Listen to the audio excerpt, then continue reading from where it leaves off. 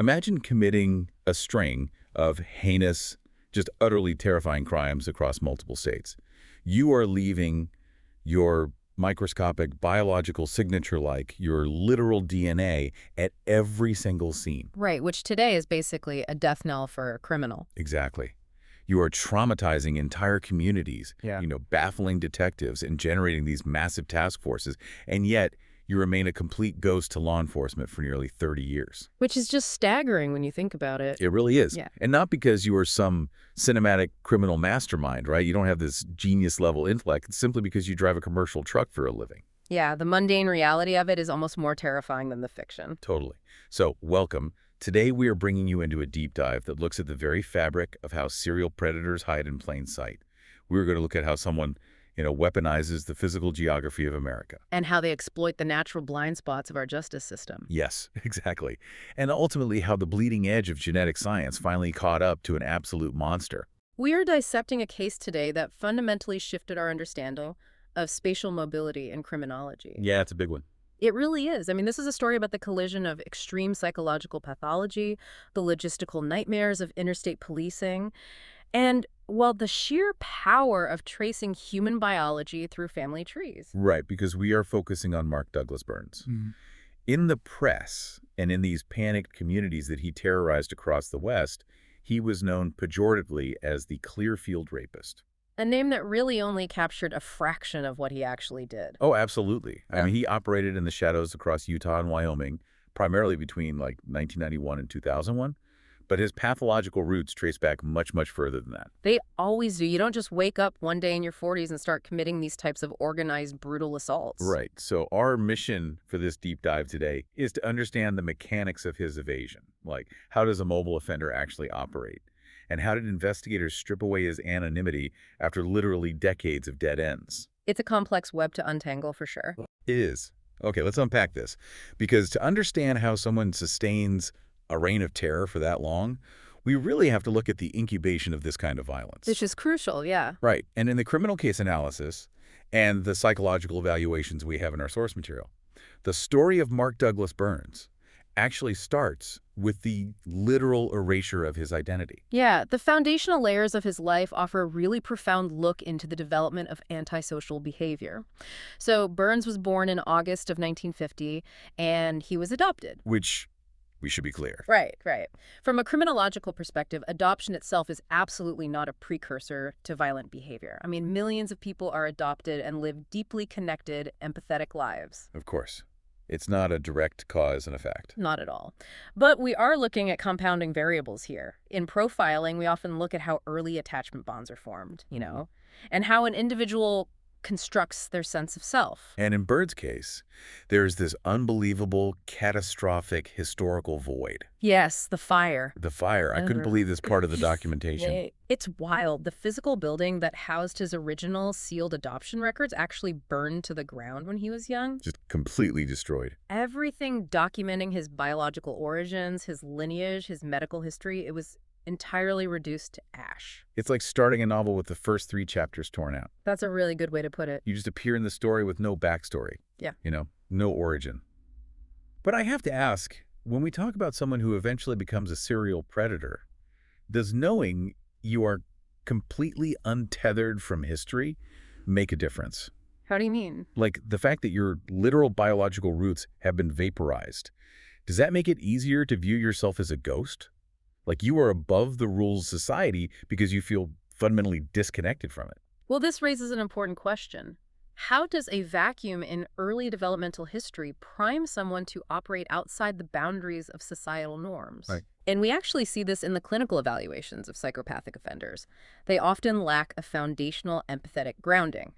So if you have no localized connections, no tangible proof of your origins, it can contribute to a deeply fractured sense of self. Because you don't feel tethered to the rest of the human race. Exactly. It creates a psychological distance from the rest of humanity. If you feel like an anomaly, right, an outsider without a history. Then the rules don't apply to you. Precisely. The transition to living a life entirely in the shadows, devoid of traditional social tracking mechanisms, is significantly less jarring for someone like that. He was essentially a ghost on paper long before he weaponized that anonymity. Wow. And we see those violent urges incubating much earlier than the 1990s in Utah. Like the timeline in our sources traces his escalation all the way back to the 1970s. Yes, his early adulthood. He joins the military and he gets stationed in Hawaii. I imagine the military environment played a massive role in shaping how he operated later on. Oh, without a doubt. The military is a recurring environmental factor in the background of a lot of organized serial offenders. Because of the training. Part of it, yeah. It provides a highly structured, rigid disciplinarian environment. It forces compartmentalization. Right, you have to follow orders and blend in. Exactly. And for an emerging predator, that intense structure during duty hours is often sharply contrasted by the explosive, uncontrolled release of predatory urges during their off-duty intervals. Like a pressure cooker. Exactly like a pressure cooker. Furthermore, the military trains you in physical conditioning, tactical awareness, and logistics. It also normalizes a transient lifestyle. Oh, because you were moving from base to base. Right. You learn how to adapt quickly to new environments. You learn how to pack up and leave without a trace. These are all tools that a predator can easily invert and weaponize against civilian populations. Which sets the stage for a terrifying event in 1974. He is out of Hawaii, and now he's stationed near Onslow County, North Carolina. And at this point, the violence is no longer just a theory, right, or a psychological urge. It is fully realized. He was arrested and prosecuted in 1974 for a brutal home invasion and rape. And the victim is identified in the appellate court documents as Mrs. Williams. That's right. And if you read the clinical breakdown of this assault, it provides a horrifying preview of the exact psychological signatures he would utilize for decades. It's all there right from the start. It is. He cornered Mrs. Williams in a well-lighted room in a local establishment, actively subjugating and assaulting her for a protracted period. I want to pause on the well-lighted room detail because that became the entire anchor of the legal battle that followed, didn't it? It absolutely did. Because the defense tried to suppress her identification of him in court. They claimed it was unreliable. But the mechanics of eyewitness testimony law really came into play here. Yeah, eyewitness testimony is notoriously complex, and courts have very strict criteria. They call them the Biggers factors, right? Yes, the Biggers factors. They're used to determine if a victim's identification of a suspect is legally admissible. The judge basically has to look at the victim's opportunity to view the criminal at the time of the crime. Like how dark was it? How far away were they? Right. They also look at their degree of attention and the level of certainty. And the trial judge in North Carolina, and later the state Supreme Court, ruled definitively on this. Because the room was so bright. Because the room was brightly lit, and because the assault lasted for 15 agonizing minutes. Mrs. Williams was not just catching a fleeting glimpse of someone in a dark alleyway. She was locked in a terrifying, sustained interaction with him. She had ample opportunity to form an indelible mental picture of her attacker. She looked right at him, and her identification was rock solid. So, based on that ironclad identification, he is convicted. And the legal outcome is just staggering to read now. It's hard to believe given what happened later. He is convicted of a capital crime. Mark Douglas Burns is sentenced to death in the 1970s. Under any standard historical timeline, that death sentence should have terminally interrupted his criminal career right there. It should have been over. It should have prevented decades of future trauma across the western United States. But he was caught in a massive systemic shift in American jurisprudence. Yeah, the Supreme Court essentially paused the death penalty in the early 70s, right? That is the core of it, yeah. In 1972, there was this landmark case, Furman v. Georgia. I've heard of that one. It essentially ruled that the death penalty, as it was being applied across the country at the time, was arbitrary, capricious, and therefore unconstitutional under the Eighth Amendment. Wow. It forced states to completely rewrite their capital punishment statutes.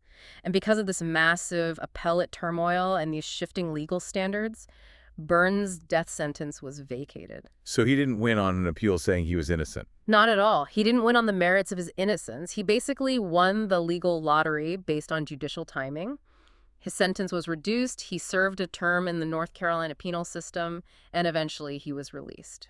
I just cannot wrap my head around what that specific sequence of events does to the psyche of a violent predator. It's a really dark psychological shift. I mean, you are caught. You are convicted.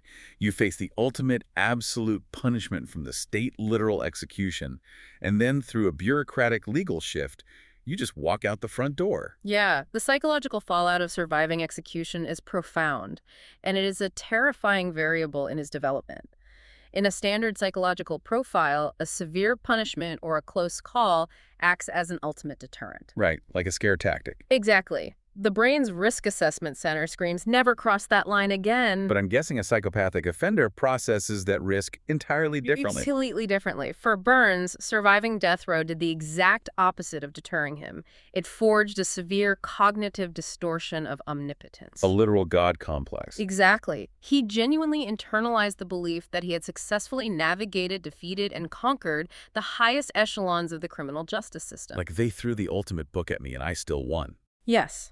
The state tried to kill him, and he won. That permanently warped his perception of future risk. It emboldened him to an extreme degree. So when he got out, he wasn't scared straight. No. When he was released and decided to relocate out west, he didn't go into hiding to live a quiet, rehabilitated life. He transitioned into a much more methodical, protracted, and devastating phase of serial offending. And that transition leads him to Ogden, Utah, and to the occupation he ultimately chose. Because this is where the geography, the timeline, and the crimes truly intersect. This is the turning point. He becomes a long-haul truck driver. And from a forensic spatial analysis standpoint, that occupational choice is everything. It's the perfect cover. It really is. Yeah. There are extensive criminological studies concerning mobile predators. The FBI actually established the Highway Serial Killings Initiative specifically to combat this exact phenomenon. Really. An entire initiative just for highways. Yes. They recognize that the commercial trucking industry inadvertently provides a perfectly insulated operational matrix for a specific type of offender. Because you are literally paid to cross state lines. Yeah. You are paid to be transient, to never stay in one jurisdiction for more than a few hours. Exactly. It afforded him a sprawling, multi-state hunting ground. But it wasn't just about covering distance.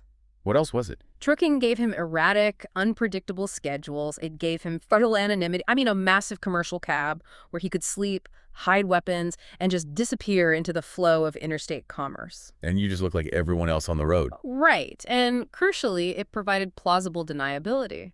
His logbooks could show he was just a working man moving freight. This effectively isolated him from any localized police investigations. Let's talk about the phrase linkage blindness from our source material, because this blew my mind when I read it. It's a huge concept in this case. I think people today assume all police computers are connected, right? Like if a crime happens in Nevada, the cops in Idaho instantly get an alert on their screens. Right, the CSI effect. Exactly. But in the 1990s, that wasn't the case at all. Not even close. Linkage blindness is a critical vulnerability in decentralized law enforcement. It occurs when disparate agencies fail to connect related crimes because of geographic distance and a complete lack of real-time intelligence sharing. So imagine a brutal sexual assault occurs in a quiet suburb in Wyoming in, say, 1991. The local detectives respond. Their first natural instinct is to look inward, right? Exactly. You look for the creepy neighbor, you look for the disgruntled ex-boyfriend, or a local prowler. You canvass the immediate neighborhood. Because that is statistically where most offenders come from. They usually operate within a comfort zone close to their home base. But this offender isn't local. No. By the time the assault is reported, the victim is interviewed, and the crime scene tape goes up, Burns is already hundreds of miles away in another state, sitting completely anonymously at a truck stop. Eating a burger while the local cops are interviewing the mailman. Essentially, yes. A detective in Wyoming in the early 90s literally had paper files. They weren't casually cross-referencing unsolved rapes with a precinct 3 states away in Utah. Not unless they had a highly specific, tangible reason to pick up the phone or send a physical fax. Exactly. The systems just didn't talk to each other. Here's where it gets really interesting to me. It wasn't that Mark Douglas Burns was some evil genius outsmarting the brightest detectives in the country. No, he wasn't Moriarty. Right. He wasn't leaving complex riddles or hacking police mainframes. He simply exploited the natural, bureaucratic, jurisdictional boundaries of local law enforcement. It's terrifyingly simple. The best camouflage usually is. The very infrastructure that was built to connect the country, the interstate highways, was the exact tool he used to isolate these crimes from one another. He weaponized the linkage blindness. The sheer vastness of the western United States became a literal shield against detection. And operating behind that shield, primarily between 1991 and 2001, he engaged in a relentless campaign of sexual violence. And the media eventually dubbed him the Clearfield Rapist, because there was a highly publicized cluster of attacks in Clearfield, Utah. But when you actually look at the confirmed forensic timeline in the documents, His crimes were scattered across a massive geographical footprint. It was huge. We're talking Rock Springs, Wyoming in 91, Riverdale, Utah in 92, Ogden in 93, Laramie, Wyoming in 96, Layton, Utah in 97, back to Clearfield in the 2000s. It was everywhere. He was everywhere, and because he was everywhere, he was nowhere. To understand the true impact of this, we have to look closely at the mechanics of his terror. We need to dissect his modus operandi, his MO, and his psychological signatures. Yeah, let's get into that. His victimology tells us a lot about his internal drive. He did not engage in protracted, obsessive stalking of specific individuals. He didn't have a rigid type based on physical characteristics. It was pure, terrifyingly random, opportunistic predation. Exactly.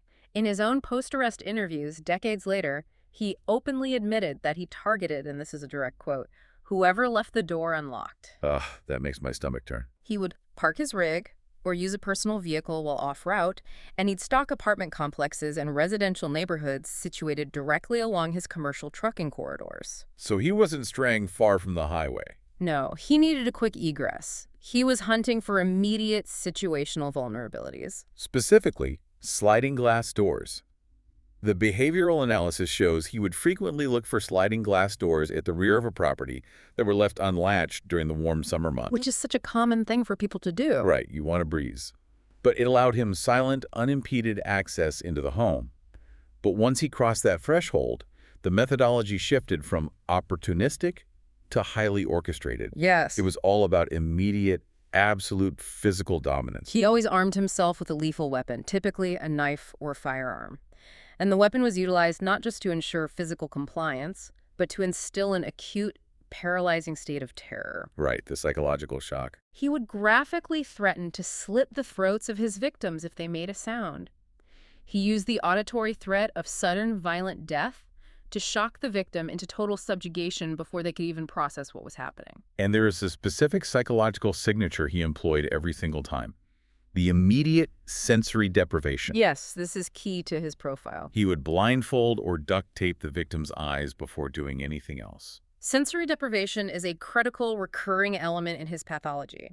By removing the victim's visual grounding, he induced a state of helpless disorientation. Because you can't see what's coming. You cannot anticipate a blow, you cannot gauge distance, and crucially, you cannot humanize your attacker by looking into their eyes. Well, But deeper than that, it is a mechanism of dehumanization for him. He was reducing a living, breathing person with thoughts and feelings into a faceless object. he also utilized heavy ligatures to bind them, right? Yes, almost always. Yeah. And this behavior is a profound manifestation of what psychologists term paraphilic coercion. What does that mean exactly? For an offender suffering from this specific pathology, the ultimate arousal isn't derived solely from the biological sexual act itself. The arousal, the psychological high, comes from the absolute godlike control exerted over the entire environment and the human beings within it. So it's about power. It's entirely about systematically stripping away all agency. The physical bindings, the blindfolds, the weapons, they are tools to enforce total domination. He also frequently smelled strongly of alcohol during these incursions. He was drinking beforehand. Very likely. He used alcohol as a chemical disinhibitor, basically dampening his own remaining psychological or moral barriers before unleashing these urges. I really want to focus on the devastation this caused, because when you just read a list of locations and dates, it's so easy to lose the human reality of it. It is. The statistics kind of mask the horror. Yeah, these weren't just passing crimes. These were catastrophic, life-altering, family-destroying events. Let's look at the specific case of Nicole Ayer in May of 1992 in Riverdale, Utah. That case is particularly horrific. She was only 11 years old. She was asleep in her own bed. He infiltrated her residence in complete silence. He approached a sleeping child and immediately held a knife directly to her neck. Just a child. He covered her eyes with heavy duct tape, physically abducted her from the supposed safety of her home, forced her into a vehicle, and drove her to a desolate parking lot where she was brutally assaulted. The aftermath for Nicole and her family is just agonizing to read in the sources. She developed severe, chronic PTSD. Understandably so. She tried so hard to maintain a facade of normalcy for her community. She even continued to perform in local parades, but internally, the devastation was absolute. The physical toll was immense, too. Yeah, she had to undergo multiple physical reconstructive surgeries. And think about the era. This is 1992. Right, the height of the AIDS epidemic? Exactly. Because of the nature of the assault, she had to endure recurrent HIV tests, which back then carried a massive societal stigma and were widely considered an immediate death sentence. Just waiting for those results. A 11-year-old girl waiting for those results. And the trauma didn't stay contained to the victim either. It radiated outward, fundamentally destabilizing her entire family unit. Yeah, her mother, Connie Eyre, later documented how the emotional fallout affected them, the paranoia, the guilt of not being able to protect her child in their own home.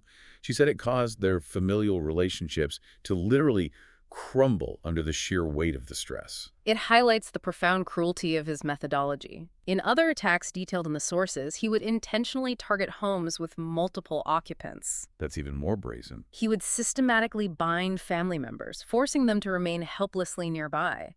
Sometimes he would force them to listen or watch while he assaulted a loved one. Which means the ultimate goal wasn't just sexual assault. It was the total destruction of the familial unit's ability to protect one another. Exactly. He wanted everyone in that house to feel completely powerless. Think about the psychological weight of that for a second. Imagine the supposed ultimate safety of your own bedroom, your sanctuary, becoming a trap you cannot escape. It shatters your entire worldview. It does. And why should you, listening to this, care about the specifics of his MO? Because this kind of predation challenges our fundamental concept of safety. The place you are supposed to be safest is the exact place he turned into a nightmare. And we see that psychological sadism escalate even further in a May 2000 attack against an adult female in Clearfield. That one was particularly drawn out. She was awakened in the middle of the night, subjected to the same MO, blindfolded, bound, threatened with a knife. But what stands out in the forensic documentation is the excruciating duration. It went on for hours. Hours of prolonged psychological dominance, interrogation, and physical assault. And the lingering effects of that are permanent. During his sentencing nearly 2 decades later, this victim testified that the terror was so deeply ingrained into her nervous system that she had never been able to sleep through the night since the attack. Her brain simply refused to power down in the dark. She viewed him unequivocally as a monster. And unfortunately, as is so common with mobile serial offenders, the violence eventually crossed the lethal threshold. He didn't just leave survivors. The trajectory of serial sexual violence is rarely static. The psychological tolerance builds. So they need more to get the same high? Yes. Offenders frequently escalate the severity of their violence to satiate their growing pathological needs, or they resort to lethal force as a pragmatic measure to eliminate witnesses and ensure their continued freedom. And in July of 2001, Burns escalated to murder. He killed 28-year-old Sue Ellen Higgins inside her home in Evanston, Wyoming. And the local police tried desperately to solve it. The Evanston Police Department conducted massive neighborhood canvasses. They processed the scene for trace evidence. But again, linkage blindness. Right. Because he was a transient offender passing through the logistics of the highway system, there was no local link to follow. The cold case went inactive. It perfectly illustrates the extreme danger of mobile offenders. He could commit murder, drive a few miles to the interstate, blend into the thousands of other commercial trucks, and just vanish. This transition from a serial rapist to a serial homicide suspect marks a definitive, terrifying shift in his operational parameters. He had proven to himself that he could not only assault with impunity, but kill with impunity. It really makes you wonder what is going on inside a mind capable of sustaining that level of systematic violence over decades. It's hard for a normal brain to comprehend. But we actually have a rare, unfiltered window into his internal mechanics, thanks to a post-arrest jailhouse interview he conducted with KSTU investigative reporter Adam Herpitz. That interview is a masterclass in psychopathic rationalization and cognitive dissonance. It really is. It provides an incredible text for behavioral analysts. What stood out to you the most in it? Well, Burns actually articulated the visceral internal mechanisms driving his spree. He didn't describe it as a choice. He described his drive as an unquenchable hunger. And he used those exact words. He said the acts made him feel complete. What's fascinating here is how that specific phrasing connects directly to the psychiatric diagnostic criteria for severe paraphilic disorder, specifically sexual sadism disorder. Okay, unpack that connection for me. He is utilizing somatic, biological terminology hunger to describe a deeply ingrained psychological state. He likened his predatory drive to a physical starvation that was fundamentally unsatisfiable. So it wasn't just a fleeting thought, it was consuming him. The recurrent, intense fantasies involving the suffering of another person became the absolute organizing force in his psyche. The hunger represents a physiological addition to the neurochemical rush of absolute power. He actually told the reporter that he was presenting his whole entire complete self when he was dominating another person. Which is the ultimate expression of profound narcissistic objectification. To feel complete only when inflicting terror requires a total deficit of emotional empathy. Exactly. In that moment, the victim isn't a human being with inherent rights, a family, or a future. They are merely a vessel, an object to be utilized solely to satiate his internal psychological voids. But then he goes and tries to neutralize what he did, which is where the interview gets truly surreal. This is where the cognitive dissonance really shines through. In his custodial interviews with the FBI, he casually confessed to additional homicides, not just the one in Wyoming, but murders in Oregon and Arizona. Right. But he claimed these murders were totally by accident. He actually referred to the murder of his female victim as totally my bad. He used the phrase my bad to describe ending a human life. That is a textbook example of cognitive neutralization. It is a psychological defense mechanism. The ego cannot handle the reality of being an evil entity. So he minimizes it. By categorizing serial murders as mere accidents, miscalculations, or things that simply got out of hand, he actively attempts to distance himself from the moral abhorrence of being a premeditated killer. He is telling himself a story so he can sleep at night. It is a fractured yet highly functional internal narrative. It allows him to view himself as a tragic slave to his urges, a victim of his own biology, rather than a monster who made a conscious choice to end a life. He neutralizes the crushing guilt of murder by reclassifying it as collateral damage. Exactly. It is wild how the mind protects itself from its own darkness. And we see that duality in his later years, too. Yes, the concept of desistance. Right. There's a concept in criminology called desistance, or the age crime curve, where offenders age out of their violent compulsions. Burns claimed his urges faded around 2002. Which temporarily aligns with the cessation of his known crimes after the 2001 Higgins murder. It suggests a potential biological or psychological burnout of his paraphilic drives as his testosterone levels dropped and he aged into his mid-50s. And the duality he developed as an older man living quietly in Ogden, Utah is just chilling. How he presented himself to the world. Yeah. He told the reporter he didn't mind the serial killer label. He literally shrugged and said, if that's what I am, then that's what I am.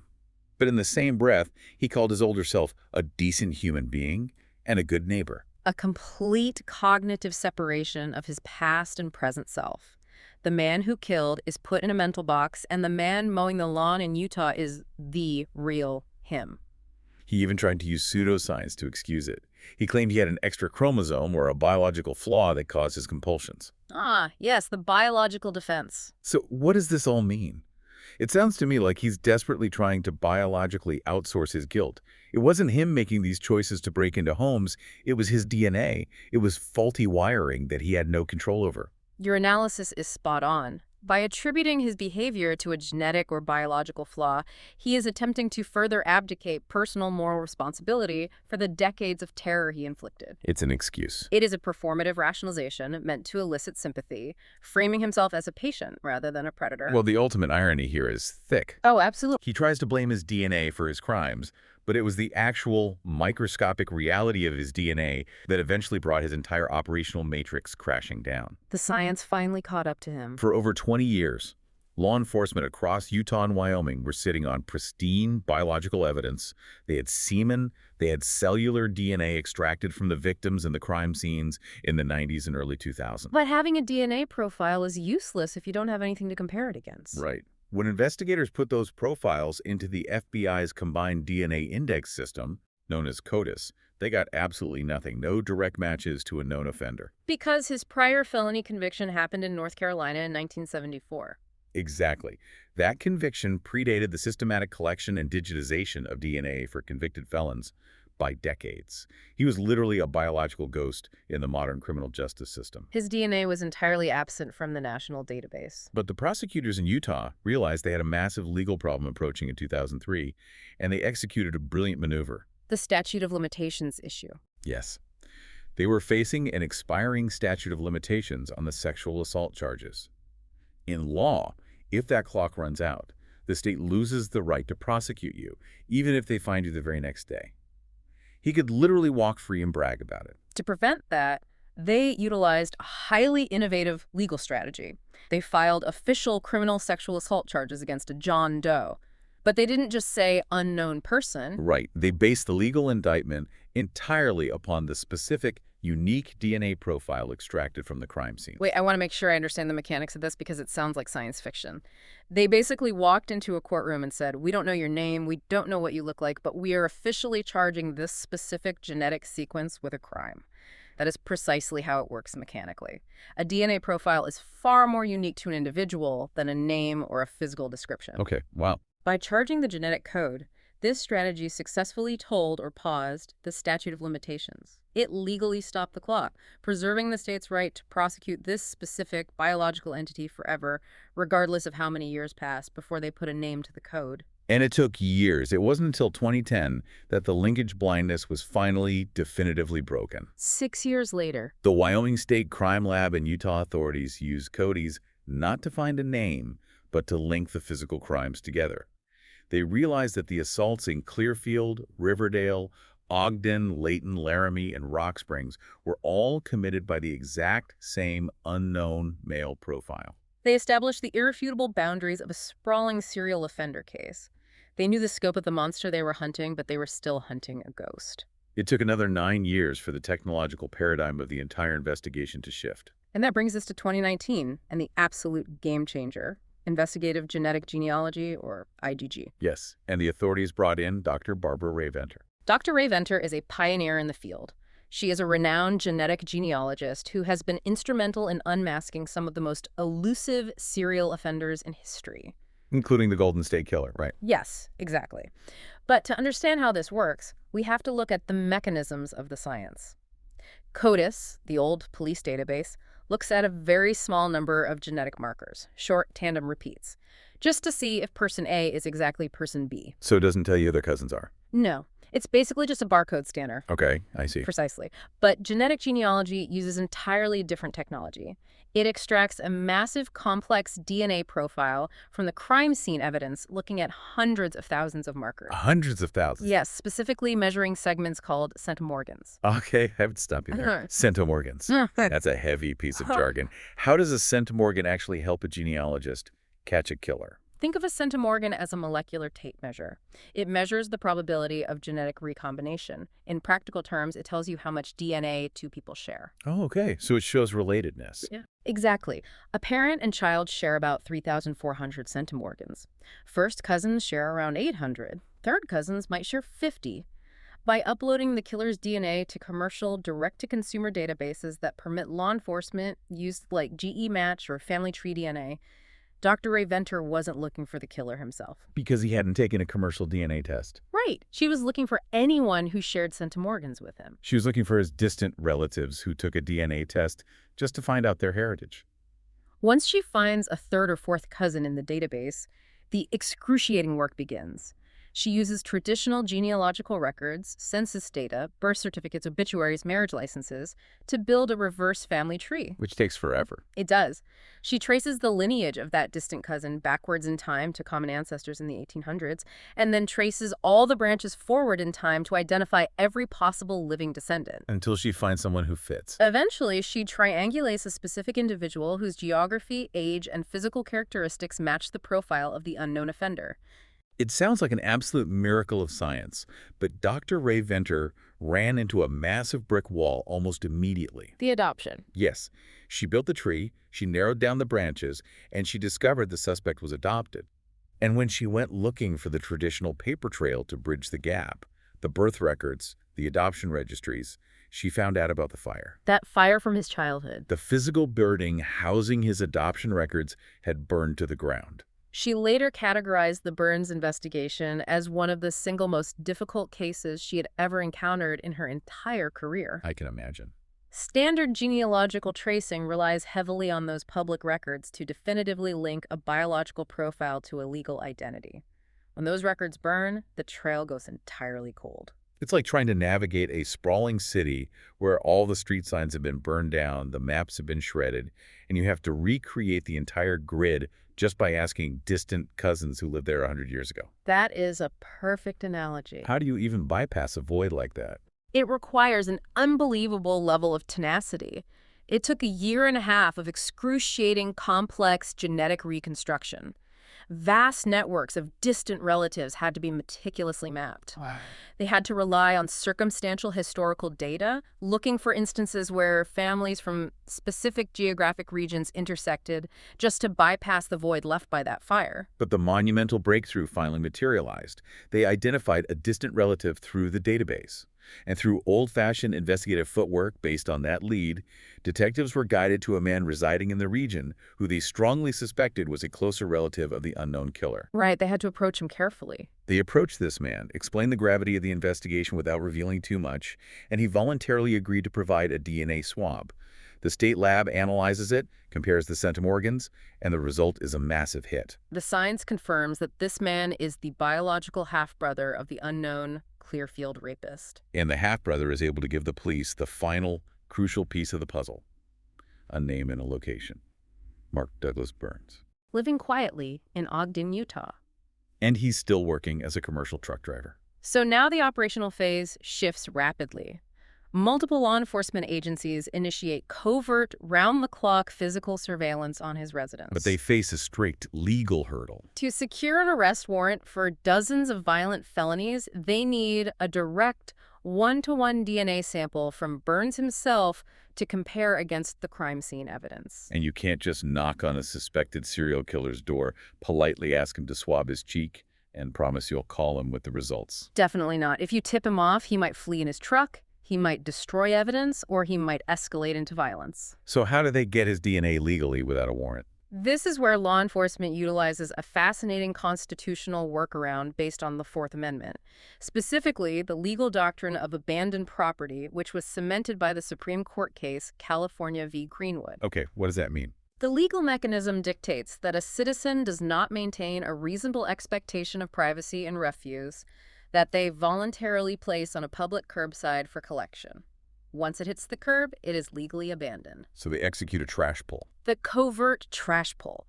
Investigators secretly retrieved discarded garbage bags from his curbside on collection day before the sanitation trucks arrived. Just swooped in and grabbed his trash. They maintained an unbroken chain of custody and transported the refuse straight to the state crime lab. Inside that garbage, forensic technicians meticulously combed through the detritus of his daily life, successfully isolating trace cellular DNA from discarded everyday items. The sources say they swabbed water bottles, beer bottles, soda cans, and a heavily stained paper towel. Anything he might have touched or drank from? They extract his microscopic DNA from the trash and run it directly against the pristine 1990s crime scene DNA that they indicted as John Doe back in 2003. And what happens? The lab confirms a definitive, statistically absolute match. The ghost finally has a name, and the science is irrefutable. The trap is finally sprung. On September 25, 2019, Burns returns to his home in Ogden from a standard long-haul trucking route. He is 69 years old. A multi-agency task force swoops in and arrests him in his driveway without incident. A 20-year, multi-jurisdictional manhunt ends right there on the pavement.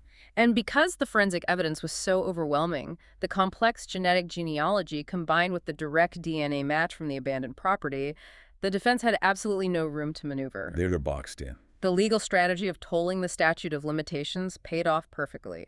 The original John Doe warrants were formally amended to bear the legal name Mark Douglas Burns. Recognizing that a trial was utterly futile and would only result in public humiliation, he pleaded guilty to 17 separate first-degree felony charges tied to the assaults across Utah. Which is significant for the victims. Yeah, this plea deal meant the surviving victims did not have to endure the trauma of a protracted, highly publicized trial, which is a rare mercy in the criminal justice system. In April 2020, during the sentencing phase at Farmington's 2nd District Court, Judge John Morris refused any leniency whatsoever. None. Citing the absolute heinousness of the systematic attacks, the paraphilic cruelty, and the severe psychological damage inflicted over decades, he ordered the sentences to be served consecutively. Mark Douglas Burns was sentenced to a minimum of 242 years in the Utah State Prison.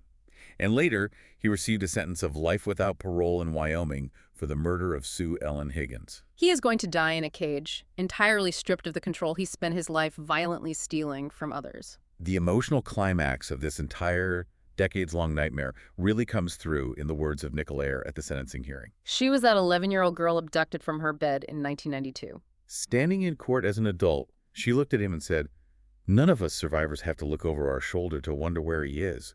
What is he doing? Is he behind me at the grocery store? He's never going to haunt us again, and that is a wonderful feeling." The sheer weight of that relief, the lifting of that psychological burden for those survivors is profound. It represents the resolution of a deeply ingrained generational trauma for those families. However, if we connect this to the bigger picture, while the formal legal proceedings in Utah and Wyoming have reached judicial finality, we must acknowledge the shadow left behind. Right. There's always more to this story. In behavioral criminology, we refer to this as the dark figure of crime. The dark figure being the offenses that are never reported, recorded, or solved. Because during those extensive post-arrest interrogations with the FBI and local authorities, Bonds casually confessed to more. He admitted to committing multiple unsolved homicides in the states of Oregon and Arizona. He employed his cognitive neutralization, dismissing them as accidental byproducts of his compulsions, but he explicitly confessed to taking more lives. And because he drove commercial trucks across the entire western United States for decades, utilizing that massive logistical matrix, authorities strongly suspect his actual victim count is vastly higher than the officially recognized 12. It's highly probable. They are now urging law enforcement agencies nationwide, especially those with jurisdictions situated along major interstate trucking corridors, to comprehensively review cold case files and systematically test backlogged sexual assault kits against his newly established DNA profile. The ripple effects of his capture are still spreading out, and there may be more resolutions to come. The life cycle of his criminality is a terrifying intersection of severe psychopathology, childhood developmental voids, and optimal situational opportunity. He used the systemic anonymity of his profession and the lack of communication between police departments to victimize the vulnerable across the frontier. But the resolution of the case is a monumental testament to modern forensic science. The tenacious application of genetic genealogy neutralized the geographical and biological advantages he weaponized for so long. It really is an incredible arc to study. You have a predator who used the vastness of the American highway and a catastrophic fire that literally burned away his past to hide in the shadows for 30 years.